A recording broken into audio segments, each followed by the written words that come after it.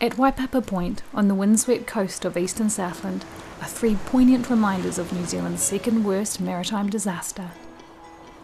On a stormy night, on the 29th of April 1881, the passenger steamer SS Tararua was travelling from Port Chalmers to Melbourne. In the darkness around 5 a.m, the ship struck a hidden reef. Some of the crew managed to launch a lifeboat, but couldn't evacuate the passengers due to the turbulent waters. One passenger braved a swim through heavy breakers to raise the alarm, but the relayed telegram didn't reach Dunedin until midday. In the meantime, the rough seas battered the stricken vessel, causing it to break up and sink in the late afternoon. People were washed overboard, and a few survivors took refuge in the rigging. Rescuers arrived overland from Fort Rose, but were unable to assist because of the crashing waves. As darkness fell, those on the beach could only listen helplessly until all went silent around 2:35 a.m. The scale of the disaster was immense. Of the Tararua's 151 passengers and crew, only 20 survived.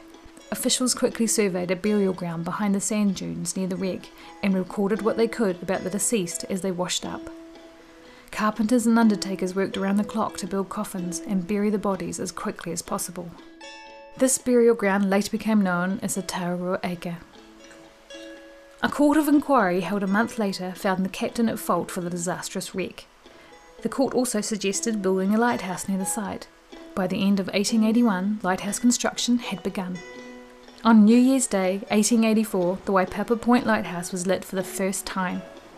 It protected coastal shipping for 94 years before it was demanned and almost demolished in 1978. Thankfully, concerned locals insisted this important historic lighthouse be preserved, and in 2008 it was restored by Maritime New Zealand and the Department of Conservation. In the years following the disaster, Fort Rose children raised funds for 2 headstones to commemorate the wreck.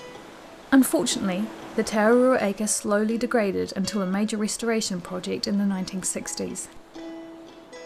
A number of salvage attempts have been made on the wreck since the 1890s, but currently it is in private ownership. The wreck of the SS Tararua, the Tararua Acre and the Waipapa Point Lighthouse highlight the dangers faced by 19th century ships along southern New Zealand coast. That these sites still exist is a testament to the fine efforts of locals working with government agency in harmony.